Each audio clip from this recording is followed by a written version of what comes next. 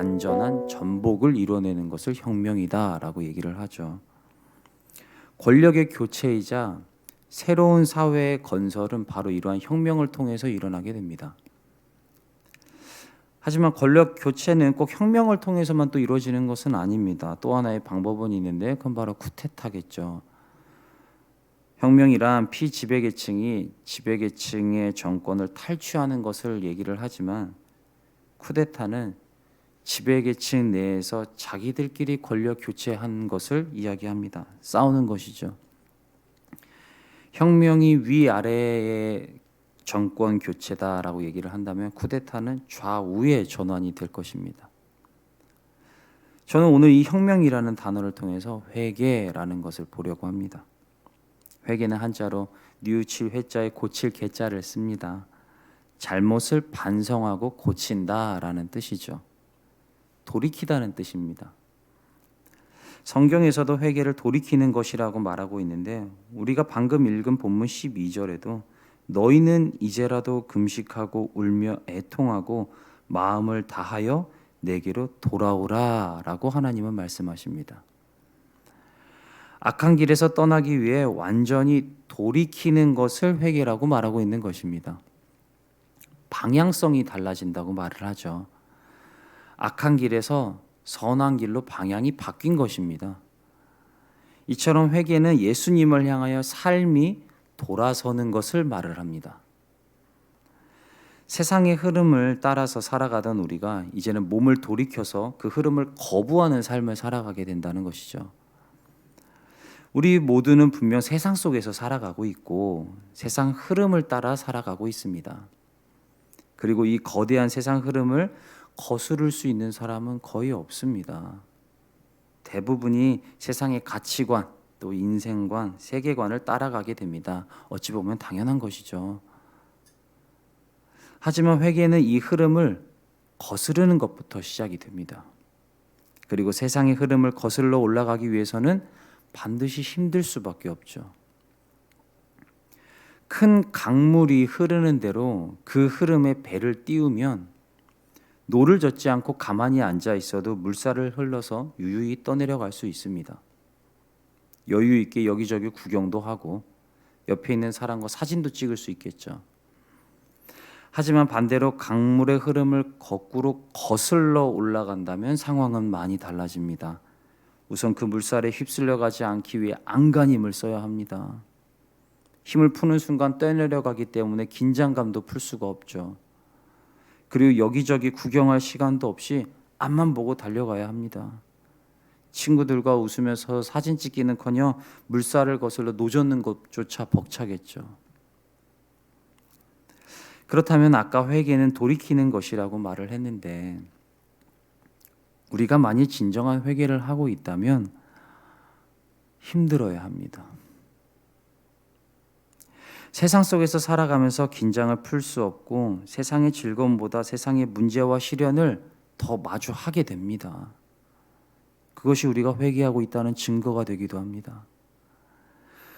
죽은 물고기는 물에 떠내려가지만 살아있는 물고기는 물살을 거슬러 올라가는 것처럼 죄인은 세상의 물살에 떠내려가지만 의인은 세상의 물살을 거슬러 올라갑니다.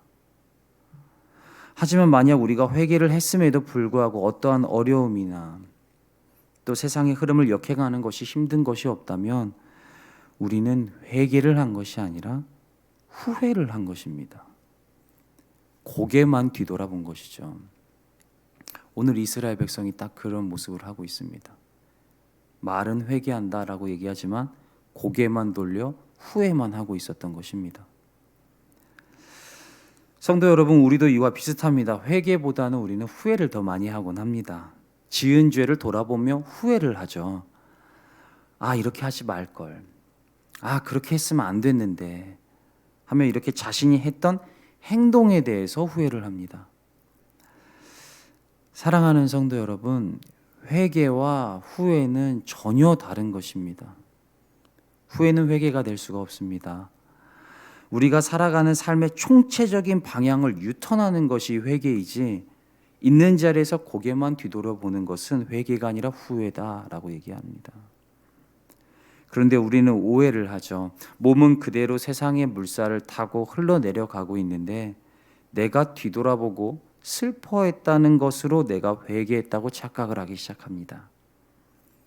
말씀에 나눈 혁명과 쿠데타가 바로 이와 같습니다. 근원적인 삶의 태도, 또 삶이 바라보는 관점이 완전히 전복이 되어서 삶의 방향성이 완전히 바뀐 회개는 혁명과도 같습니다. 피지배자였던 내 영혼이 예수 그리스도로 말미암아 세상이라는 지배자를 거부하고 완전히 새로운 체제를 세우는 것, 그리고 예수 그리스도가 주인 되어서 새로운 삶을 살아가는 것, 이것이 온전한 회개입니다. 하지만 우리는 지배 계층끼리 자기들끼리 권력 싸움을 해서 그 피해를 고스란히 국민과 나라가 감당해야 하는 이 쿠데타를 회개라고 여깁니다. 지배자 계층끼리, 즉 세상과 내가 서로 주인이 되겠다고 싸우는 겁니다. 예수님은 안중에도 없는 것이죠. 결국 세상 중심 또는 나 중심의 삶을 살아가게 되는 겁니다. 회개란 이쪽을 보다가 정반대로 돌아서는 것을 말을 합니다. 그리고 이러한 회개는 예수님을 만나지 않고서는 불가능합니다. 그래서 회개는 선물이라고 얘기합니다. 이 선물을 받은 사람은 지금까지 세상이라는 거대한 흐름에 몸을 내맡겼다가 분명한 하나님과의 만남으로 인하여 하나님께 유턴하기 시작합니다. 몸을 돌이키기 시작하죠. 그리고 자신이 이때까지 살아왔던 모든 것들이 죄밖에 없었다는 것을 깨닫고 세상의 흐름을 거부하여 예수님께로 나아가기 시작합니다. 하지만 예수님을 제대로 만나지 못했다면 돌아서는 것이 아닌 고개만 돌려서 바라보겠죠. 지난 날을 후회만 한다는 것입니다. 하나님은 사랑이시다라는 이 이유 하나만으로 우리는 회개를 굉장히 쉽게 생각하곤 합니다. 그래서 회개를 면죄부다라고 생각도 하는데, 성도 여러분, 회개는 면죄부가 아니고 집행유예입니다. 집행유예는 죄를 범한 사람에게 형벌을 선고했으나 이것을 즉시 집행하지 않고 일정 기간 동안 그 집행을 미루는 것을 말하죠. 그리고 그 기간이 지났을 때 특정한 사고가 없을 경우에는 그 형벌에 대한 선고 자체를 없애버리는 것을 집행유예라고 합니다. 그러므로 회개는 집행유예다라는 뜻은 나는 반드시 죄값을 받아야 하는 죄인이지만 예수님의 십자가 능력으로 회개할 수 있는 은혜를 입어서 회개함으로 그 죄값에 대한 형벌을 유예시킨다는 뜻입니다. 죄의 값은 사망이지만 그 사망의 형벌을 유예시킨다는 것이죠. 그런데 우리가 이 집행유예의 기간에 똑같은 죄를 짓거나 세상으로부터 돌이킴이 없다면 이제 그 형벌은 배가 돼서 돌아오게 됩니다. 죄값을 치를 수밖에 없다는 것입니다. 하지만 참으로 감사한 것은 예수님께서 우리의 보호자가 되어주심으로, 예수님께서 우리의 죄를 감당해 주심으로 우리는 또다시 회개의 은혜, 하나님의 유월절 은혜를 입는 것입니다. 그런데 우리에게 이 은혜가 너무나도 당연하고 너무나도 하찮게 느껴지기 시작한 겁니다. 그래서 우리는 회개를 면죄부라고 생각해서 죄에서 돌이킴 없이 그저 돌아보는 것으로 스스로 회개를 했다 착각하죠. 그리고 매일매일 회개한다 생각을 합니다. 본문 13절을 보면 너희는 옷을 찢지 말고 마음을 찢고 너희 하나님 여호와께로 돌아올지어다 라고 말을 하고 있습니다. 형식적인 회개가 아니라 진정한 회개를 이루라고 촉구하고 있는 것입니다. 사람들이 보도록 옷을 찢는 후회가 아니라 하나님이 보시도록 마음을 찢는 회개를 이루라고 지금 이야기하고 있는 것입니다. 사랑하는 성도 여러분, 하나님께서 원하시는 진정한 회개가 삶에서 이루어지길 주님의 이름으로 축복합니다. 회개를 면죄부라 여기지 말고 집행유예임을 기억하셔서 날마다 힘써 죄를 멀리하고 그 자리를 떠나셔야 하는 것입니다. 세상의 흐름에 거스르기 위해서는 우리는 항상 깨어서 기도해야 하는 것입니다. 아무리 물살이 약해도 몸에 힘을 풀면 그 물살을 따라 떠내려 가듯이 우리는 늘 깨어서 세상을 거스를 수 있는 힘이 우리에겐 필요합니다. 우리는 반드시 하나님께서 원하시는 회개를 이뤄내기 위해서 삶 가운데 뿌리 박힌 죄성을 아프고 힘들더라도 반드시 뽑아내야 하는 것입니다. 회개는 세상의 흐름과 완전히 반대로 가는 것이기 때문에 아파야 하고 힘들어야 하고 우리의 자신은 죽어져야 하는 것입니다. 그래서 사도 바울이 고린도전서 15장 31절 통해서 고린도 교인들에게 나는 날마다 죽노라 라고 고백한 것입니다.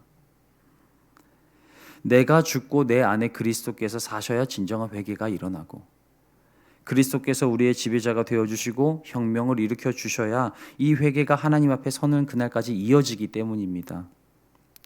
그래서 회개는 아픕니다. 물론 회개로 인한 영의 기쁨은 넘쳐나겠지만 세상에 살아가는 육신은 회개의 자리가 고될 수밖에 없습니다.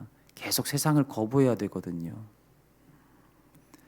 담배를 피던 사람이 담배를 끊으면 금단 현상이 오듯이 또 술을 마시던 사람이 술을 끊으면 금단 현상이 오듯이 죄인인 우리가 죄에서 돌이키면 금단 현상이 옵니다. 자꾸 쾌락이 생각나고 한 번 더 즐기고 싶고 괜찮을 것 같다는 생각이 듭니다. 세상을 살아가면서 이 정도는 당연한 것 아닌가 하는 자기 합리화까지 생깁니다. 하지만 성도 여러분, 이때 이 죄악을 잘라내고 뽑아내야만 진정한 회개의 완성을 우리가 이룰 수 있는 것입니다. 알코올 중독, 니코틴 중독에서 벗어나기 위해서는 정말 오랜 시간이 필요한 것처럼 우리가 세상의 중독, 이 죄의 중독을 벗어나기 위해서는 참 오랜 시간이 필요합니다. 그냥 나 회개했다라는 것으로 끝나는 것이 아니라 내 안에 쌓여있는 죄성을 다 뽑아내기까지 오랜 시간이 걸린다는 것입니다. 그래서 회개는 아픕니다. 죄로 인해 내 속에 쌓여있던 이 더러운 것들을 다 억지로 뽑아내고 개워내고 빼내야 하기 때문입니다. 소독과 치료는 아픈 것입니다. 우리의 삶에 작은 바늘이 뚫은 죄의 구멍, 이 아주 작은 구멍은 보기에는 아주 작아 보이지만 그 바늘 구멍을 따라서 무수히 많은 죄의 실들이 따라 들어옵니다. 그리고 그 작은 바늘로 들어온 죄의 실들은 하나의 실뭉치가 되어서 이제는 바늘 구멍으로도 빼낼 수 없는 크나큰 죄악이 되고 맙니다. 그러면 어쩔 수 없이 칼을 대야 되는 것이죠. 아픔과 고통이 따른다는 것입니다. 하지만 그렇다고 이 아픔과 고통이 싫어서 회개를 멈추고 물살을 거슬러 올라가는 것이 힘들어서 회개 없이 후회만 하고 있다면 우리는 절대 세상의 중독과 죄악의 쾌락에서 빠져나올 수가 없습니다. 그러므로 내 안에 있는 죄성을 끄집어내기 위해 겪어야 하는 이 당연한 아픔 때문에 회개를 포기하거나 또 후회로만 삶을 채우지는 마십시오. 세상의 흐름에 거슬러 이 새벽 시간에 하나님을 찾은 성도님들의 삶에 그리스도의 보혈로 말미암은 진정한 회개와 뉘우침과 돌이킴이 사순절 기간 동안 거룩한 열매로 맺어지게 주님의 이름으로 축복합니다. 회개에는 반드시 열매가 있습니다. 오늘 본문은 우리에게 회개함으로 돌이키라고 계속 말을 합니다. 회개는 다시 하나님 앞에 서는 것입니다. 말씀을 정리하겠습니다. 회개는 아픕니다. 내가 지금까지 죄를 지으며 쌓아왔던 모든 더러운 것들을 다 개워내고 빼내고 뽑아내기 위해서는 많은 고통이 따를 수밖에 없습니다. 하지만 그것을 참고 다 빼내야만 하는 것이죠. 몸에 남겨진 독소는 또 우리를 또 아프게 할 수 있기 때문에 완전히 치료해내야 하는 것입니다. 완전한 회개는 고개만 돌려서 후회하는 것이 아니라 몸을 돌려서 방향을 전환하는 것이기 때문에 내 몸에 배어진 죄악들을 다 끊어내기까지 우리는 고된 영적 싸움을 해야만 합니다. 그러니 사랑하는 성도 여러분, 삶의 혁명을 이루어내십시오. 예수 그리스도께서 주신 회개의 은혜를 붙잡고 예수님이 주인 되시는 삶을 위해서 삶의 혁명을 이루어내셔야 합니다. 회개를 면죄부라 여기는 어리석음에서 벗어나 회개가 집행유예임을 깨닫고 날마다 하나님 앞에 서는 그날까지 반복되던 죄의 중독을 완전히 끊어내시기를 바랍니다. 우리가 돌이켜 하나님께로 향하기로 나아가기로 결단을 하고 세상의 흐름을 거스르기 시작한다면 우리를 도우신 하나님의 은혜가 반드시 우리와 함께할 것입니다. 주께서 원하시는 회개 자리까지 나아가 온전한 회개로 하나님 중심의 삶을 살아가는 세상의 빛 이레교회 모든 성도들 되시기를 주님의 이름으로 축복합니다. 기도하겠습니다.